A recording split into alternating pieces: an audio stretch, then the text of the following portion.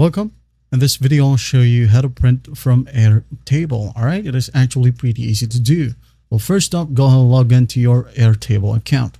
And once you're in here on your dashboard, go ahead and select the project directly from your dashboard. If not, go ahead and go to all workspaces and click on a project. All right. And once done, you're going to want to go to your views right here. For example, I'm just going to select grid view, and this is the data.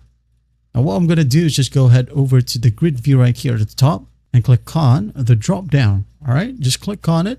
And as you can see here, we have this print view option.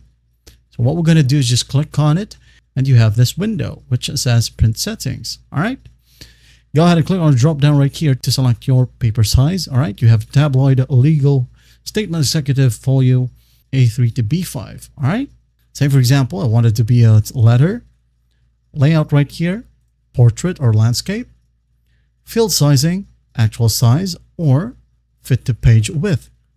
All right, font size, normal, extra small, and extra large. And if you want to add view name as title, go ahead and do so by just using the slider. Make sure that it is turned on. Include row numbers.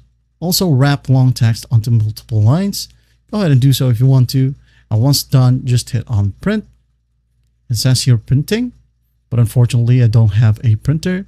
So you got the idea now as you have this section.